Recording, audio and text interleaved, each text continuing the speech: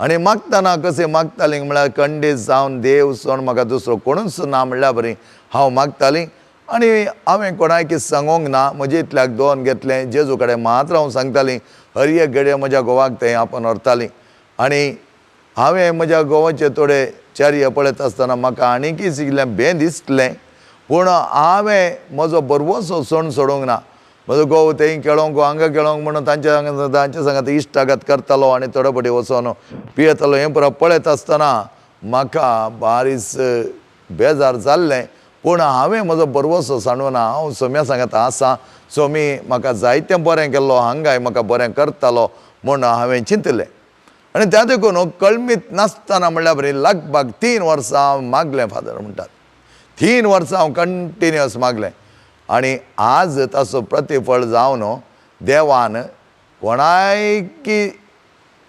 सोडिनासतना म्हणल्यार बरी म्हज्या घोवाक बरें केलां तो आज खंयी वचना घरांत आसता बऱ्यान आसा बरी जिणी जियेता सांगलें आयकता सगळें बऱ्या तरान उलयता हर एकी राग ना खंयचेंय आतांच्या थंय दिसना जाल्यार देवान म्हजें मागणें आयकलां आनी अशें आसता म्हज्या घोवाक संपूर्ण तरान तुमचे कडेन मागोवंक सांगलें आनी हांवें मागलें आनी अशें मागता आसतना जायतें बरेंपण म्हज्या घोवाक आज भोगलां आनी ती म्हणा लागली पळया फादर मिरेकल्स अजापां जातात आमच्यात कुटपांनी म्हणा लागली ती आमच्यात कुटपांनी अजापां जातात ती अजापां आमी पळोवंक जायना तें जोड आमी अजापां पळोवच्या खातीर खंय खंय थंय हांगा थंय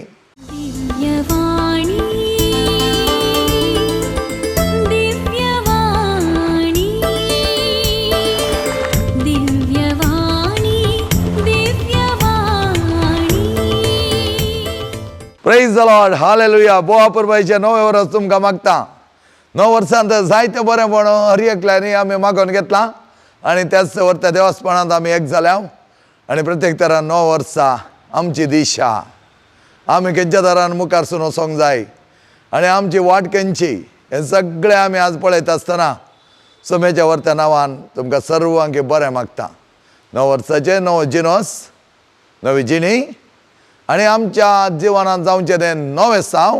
सगळें सोम्याक समर्पण आमी Divya praise the lord hallelujah hallelujah hallelujah मगेचे भावन आनी भयणीनो तुमी पळयलें जाल्यार ह्या कोण न्हंयतडीर आसात तांचे कडेन दोणी आसात तर आमकां कळयता दोणीन बसले क्षण दोण मुखार वचना ती दोण वचूंक जाय ताका ते दांडे काडून बऱ्या तरान वचूंक जाय कित्याक म्हजे सांगता एकलो इश्ट आसलो आनी त्या कटपाडी न्हंयत ताका दोण वचून बरी संवय आसली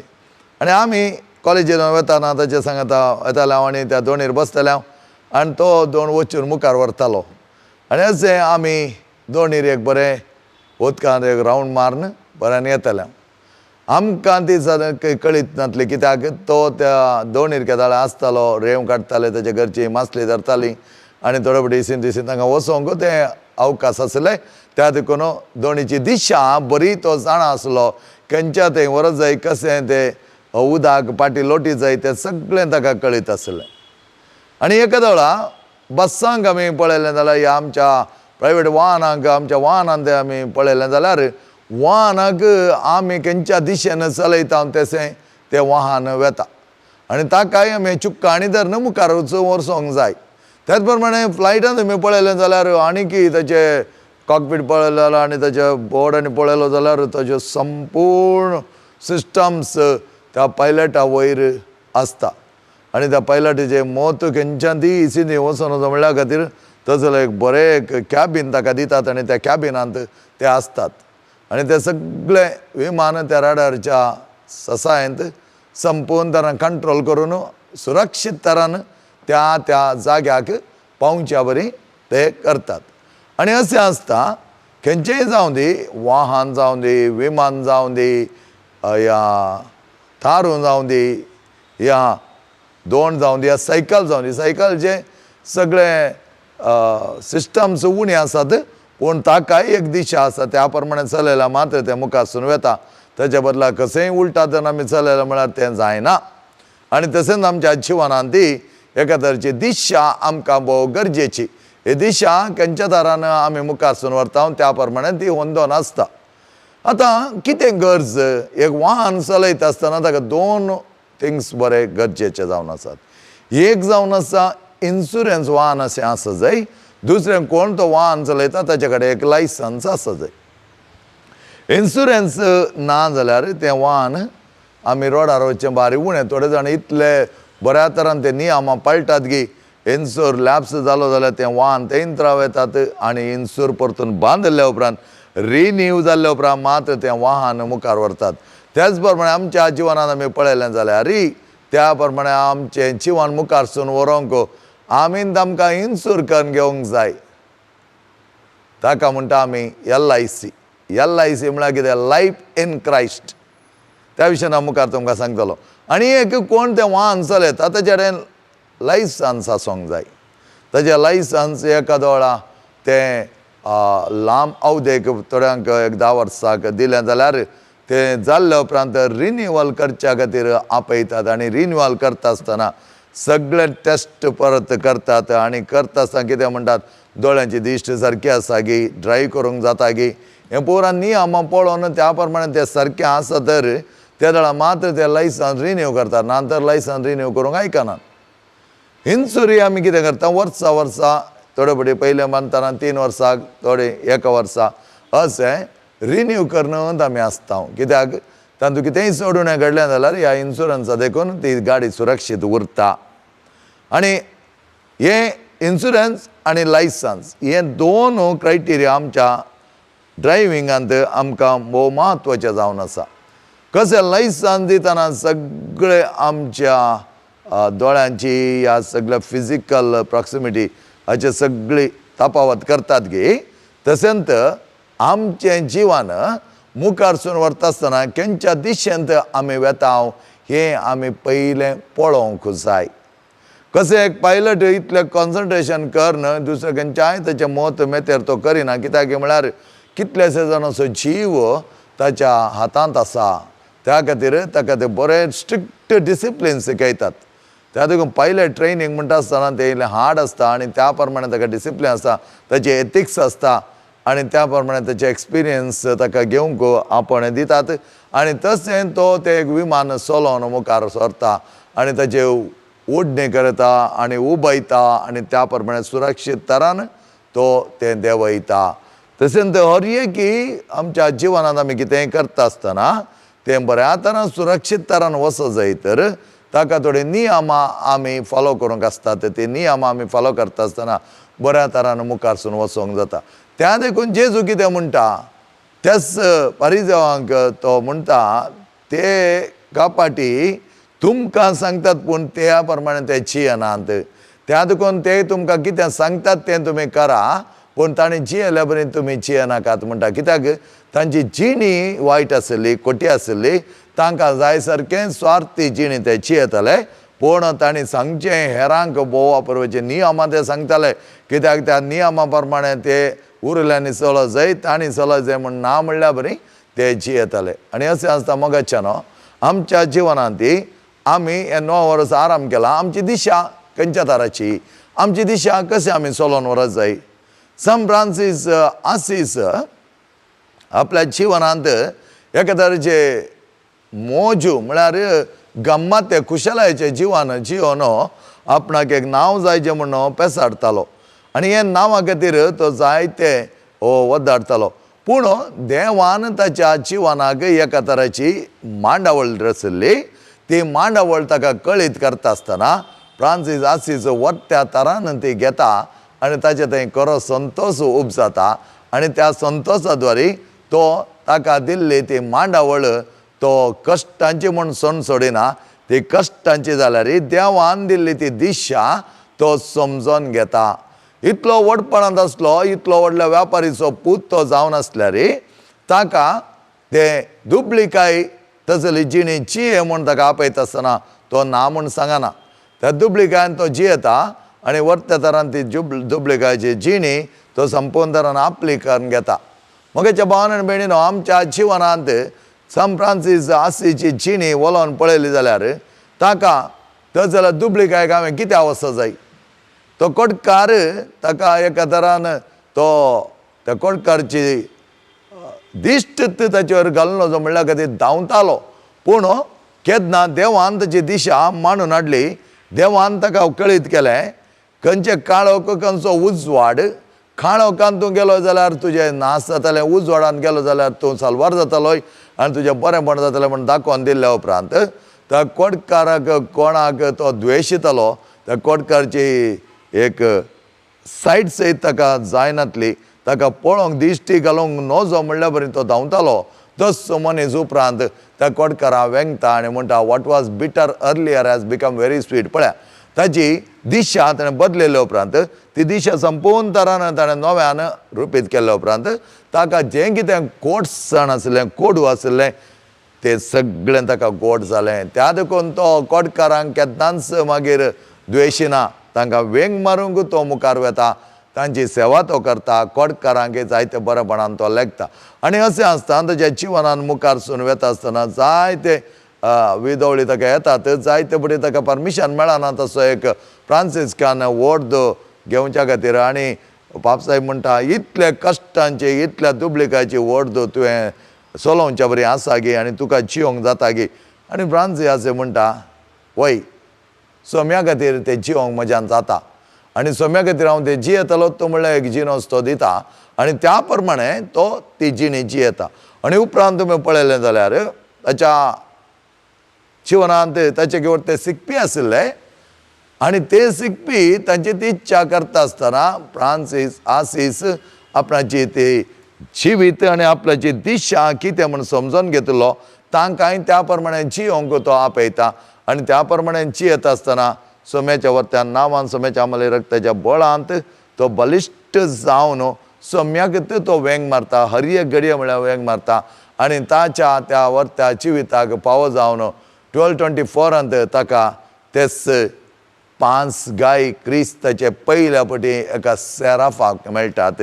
आनी तो सेराफीक सांत ते 5 गाय आपल्या कुडीर घेवन आनी एक क्रिस्त जाता, आल्तर क्रिस्तूस जाता. तर ताची दिशा ताणें बदलिल्ल्या देखून क्रिस्तान ताका हें फावो केल्लें जावन आसा. आनी त्याच प्रमाणे तुमी पळयलें जाल्यार थॉमस बेकेट म्हणल्यार आनी एक सांत तो कितें करता, तोय आपल्या जिवनांत जायते प्रसिद्धी ताका आसली, बरो ऑर्गनायझर एडमिनिस्ट्रेटर तो जावन आसलो. आनी ह्या वेळा इंग्लंडाचो राय हेनरी II ताका कळीत जालें वो अपुरबायेचो एडमिनिस्ट्रेटर हाका घेवन ताचे तावन बरें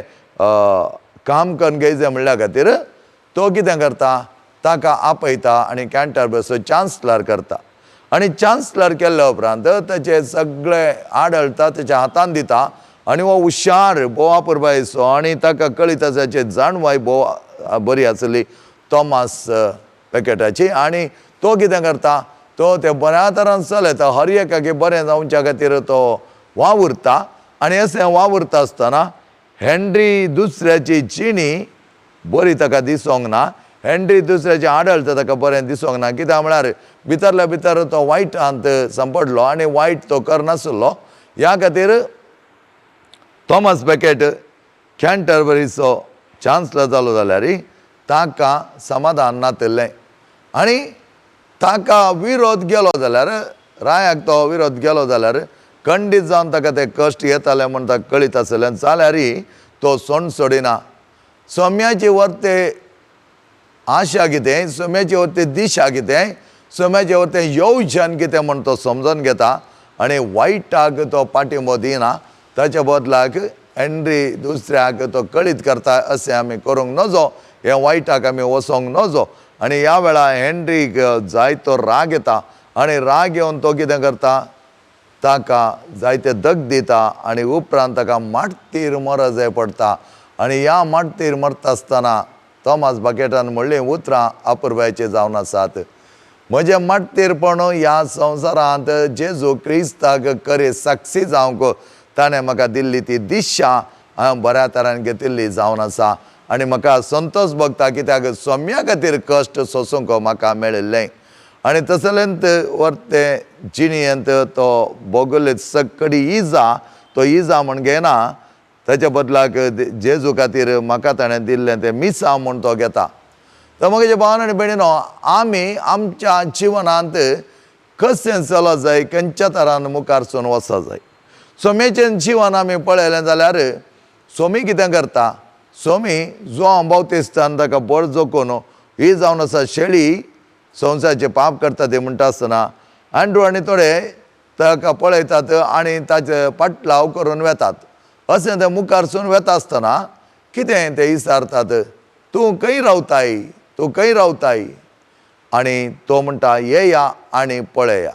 आनी आज आमी 9 वर्साच्या ह्या वर्त्या फावंडार आसतना आमकांय सोम्यान दिल्लो उलो वचूं, ये आनी पळय. ये आनी पळय म्हणटा आसतना कितें सोम्यान हर एक वटेन ये म्हणचें आसा. ये म्हणजे कित्याक ताचें एक आपोवणें तें जावन आसा. आज आमकां 9 वर्सांत नवें जिवन जियोंक आनी आपुरबाय तरान आमचें जिवन ह्या 9 वर्सांत उल्हास भरीत करूंक, नव्या वर्साक नवो जीव दिवच्याक सोम्यान आमकां आपयलां. कशें ताणें आपयलां? ताणें आपोवणें दिलां तो एक उजवाड म्हणून. आय एम द लायट म्हणा लागलो तो. आय एम द लायट, हांव जावन आसा एक उजवाड. आनी त्या उजवाडाक तुमी पळोवन त्या उजवाडाक कुशीन समकल्यात जाल्यार सगळें बरेंपण देव आमकां करतलो. त्या देखून आमकां क्रिस्तांवांक प्रत्येक तरान इतल्या पुरबाय तरान देवान सांबाळ्ळां आनी देवान जायतें बरेंपण दिलां की आमकां आसा एक उजवाड क्रिस्त. तो जेजू क्रिस्ताक अँड्रू म्हणा लागलो आमकां मेस्सिया मेळ्ळा. अँड्रूक तो अनुभव जालो आनी अँड्रू कितें करूं लागलो, अपोस्तल अँड्रू तर जेजूचो अनुभव करूं लागलो. जेजू सांगता तो रावलो, जेजूक ताणें पळयलें, जेजूचें जिवन ताणें अनुभव करता आसतना ताका बगलें वो खरो मेस्सिया. आनी त्या देखून तो वेता आनी आपल्या भावा पेद्रूक सोम्या थंय आपण हाडटा आनी म्हणटा आमी मेस्सायाक पळयलां, आमी मेस्साय देखलो आनी तूंय ताचे लागीं ये. आनी तूंय ताचे लागीं ये म्हणटा आसतना पेद्रू अँड्रू बराबर भायर सरलो. आपल्या भावाक सोम्याचो वर्त परिचय करच्या खातीर ताणें आपोवन व्हेलें. कित्याक ताच्या जिवनांत सोम्याचो उजवाड येदोळपांकलो. अपोस्तल अँड्रू तो कितें करतालो, आंद्रे संपूर्ण तरान क्रिस्ताक वळखलो, क्रिस्ताची जिणयेचो भावार्थ ताणें भोगलो आनी ह्या देखून तो आपल्या भावा पेद्रूक आपयता आनी म्हणटा मेस्सिया आमकां मेळ्ळा, तूं ये आनी ताका पळय. तशें पेद्रूक आपण हाडलें ताच्या भावा आंद्रेन जावन आसा. आमी आज सोमी आमकां आपयता, खऱ्या मोगान तो आपयता. कित्या खातीर तो आपयता? तो म्हणटा तुमी म्हजे थंय सदांच सत्माना आनी म्हज्या बापाक तुमी सत्मानशात जाल्यार म्हजो बाप हांव कोण म्हूण तुमकां कळीत करतलो आनी त्या द्वारे तुमी म्हज्या बापाकय वळखतल्यात. सोम्याची खरी वळख करून घेवच्या खातीर सोम्यान आमकां आपोवचें जावन आसा. Praise the lord. Hallelujah, hallelujah, hallelujah. हे खरो अनुभव तुमच्या मुखार हांव दवरतां. 9 वर्साक शुभाशय पाठोवच्या खातीर एकल्यान म्हाका फोन केलें, पयसिल्लें इज्रायला जावन. आनी इज्रायला जावन पळय फोन करतना ती म्हणा लागली 9 वर्साचे शुभाशय, जो उल्हास तुमकां देव सदांच सांबाळून दी आनी राखून दी. हांवें तेच उल्हास तिका पाठयलें आनी ती म्हणा लागली म्हाका ह्या 9 वर्सां देवान जायतें बरेंपण दिल्लें जावन आसा फादर. कित्याक म्हळ्यार आज म्हाका खरो संतोश भोगता. हांव पयस इज्रायलांत काम करनासा जाल्यार हर एका सन्निवेशांत देवान म्हाका आदार दिला. म्हज्या मेटांक मेट दिवन तो चल्ला आनी तोच स्वामी जेजू म्हजे सांगता सदांच आसा. आनी हाका रुजवात म्हणून तिणें म्हाका सांगिल्लें एक विशय आसली. आनी ती म्हणटा हांवें इज्रायलांत काम करता आसतना कितलेशे फावटी दुखां गळयिल्लीं आसात. कित्याक म्हळ्यार म्हजो घोव गांवांत आसलो, ताची संवय तितली म्हाका बरी दिसोना. त्या देखून हांवें जायतें चिंतलें आनी जायतें पळयलें आनी अशें आसता सोम्याच्या वर्त्या हाताकाल त्या म्हज्या घोवाक हांवें दिलें. आनी ह्या घोवाक हांवें दिल्लें आसता हर एका दिसा म्हणल्यार बरी हांव जर पडोन म्हणल्यार बरी सोम्याच्या आदारान मागतालीं.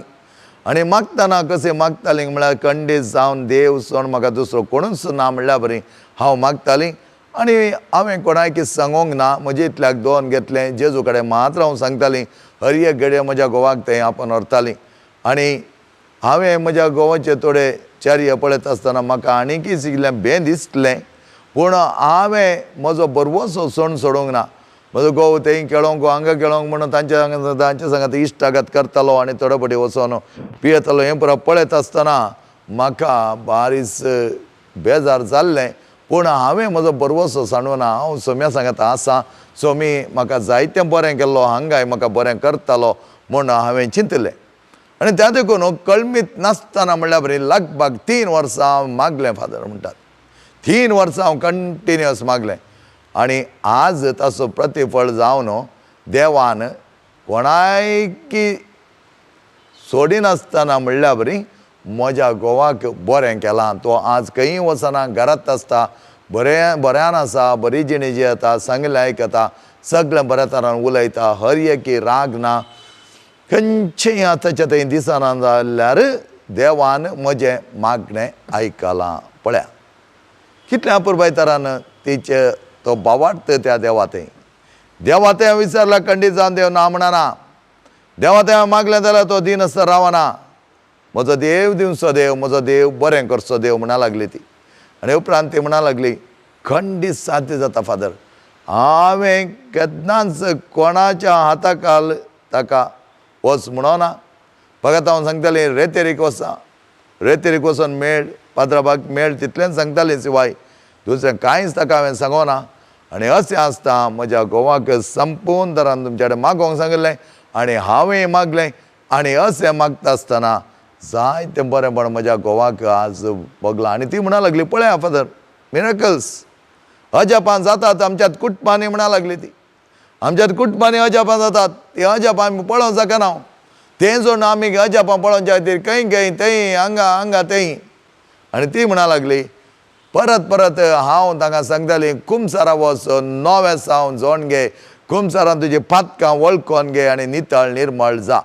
आनी खंडीत जावन म्हज्या त्या वत्तायक लागून तरी तो वेतालो आनी ती म्हणा लागली म्हज्या पुताकी बरी बूद आयल्या फादर म्हज्या पुताकी बरी बूद आयल्या बरो शिकला बरो शिकोन आसा आनी असलें आयज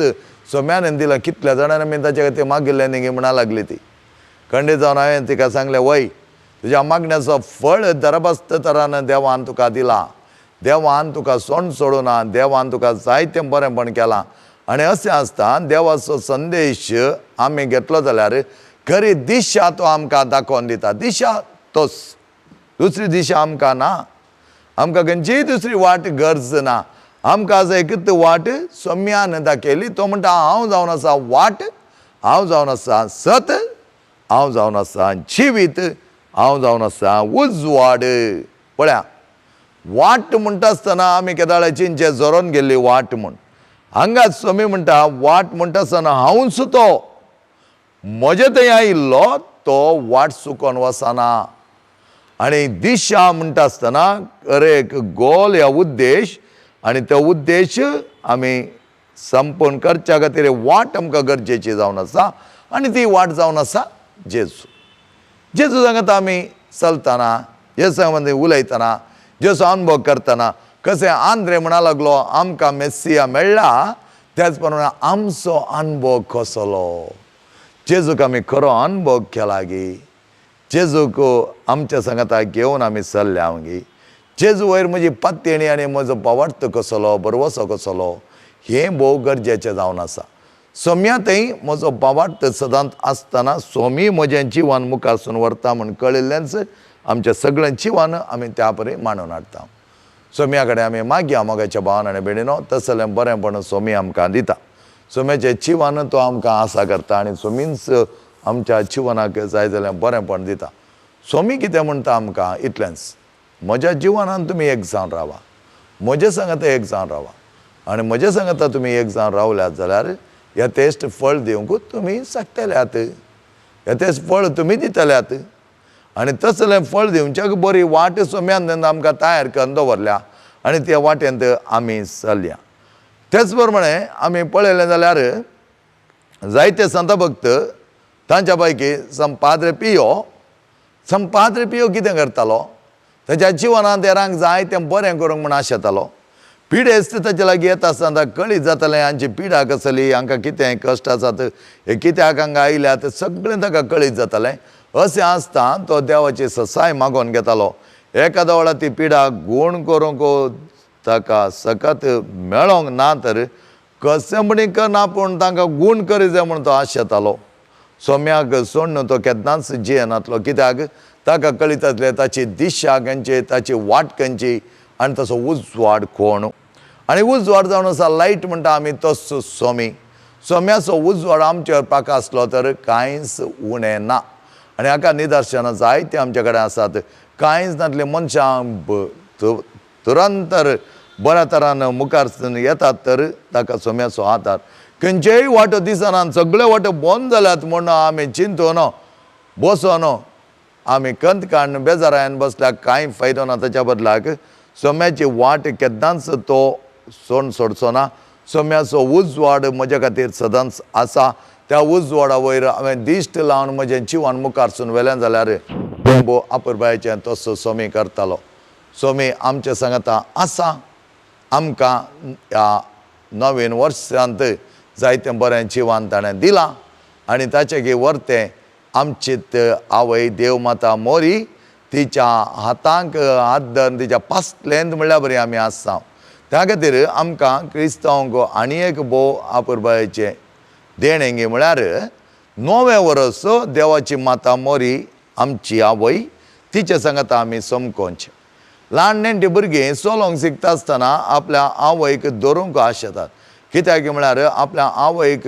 धरन त्या प्रमाणे मुखारसून वेता आसतना ती पडनात. एक एक मेटां काडटना ती आवयच्या त्या पालवाक धरन सामकतात. ह्या आवयच्या हाताक धरगे बोटाक धरगे मुखार वेतात. त्याच प्रमाणे आमी खरें क्रिस्तांवणाची जिणी जियेत आसतना आमच्या जिवनांत हे बरेंपण लाभच्याक सोम्यान दिल्लें सर बरेंपण आमी घेवया. सोम्याच्या नांवान आमची वर्ती वाट तोच जावन आसा. आमचो उजवाड तो जावन आसा. उजवाड जावन आसा आमचो ध्येय उद्देश आनी वाट जावन आसा आनी त्या उद्देशा सरसी आमी सामकोवचें. तर उद्देशा सरसी आमी सामकत आसतना सोम्याचें बरेंपण सोम्याचें बळेपण आमी घेवया. सोम्या थंय खंड बावार्थ दवरया मागण्यांत आनी त्याच वर्त्या पवित्रपणांत बरोवंक सोम्यान दिल्लें तें वर्तें देणें आमी घेवया. कशें लायसन्स आनी इन्शुरन्स ड्रायव्हिंग करतल्यार भोव गरजेचें म्हूण दिसता गी आनी सुरक्षीत तरान ताका ड्रायव्हिंग करूं जाता गी. त्याच प्रमाणे मागणें आनी पवित्रपण ताचो विश्वास आमच्या थंय आसा तर आमी आपुरबाय तरान कांयच बेनासतना आमचें जिवन मुखारसून व्हरयेत. त्या देखून खंयच्याकी भियोवची गरज ना. मरण केदाळ येता आमकां कितें जाता तें सगळें आमच्या हातांत ना. मोगाच्या भावनांनी बेणिनो हें सगळें सोम्याच्या हातांत आसा. सोम्याच्या हातांत दिवया आनी सोम्या सांगात एक जावन जियेवया. आमी सर्वांक सोमे आपल्या आशिर्वादांनी भरून तुमच्या मुखल्यान तुमकां फुडारची वाट व्हरों, तुमच्या फाटल्यान तुमची जिणी सांबाळूं, तुमच्या बगलेन तुमकां वेंगून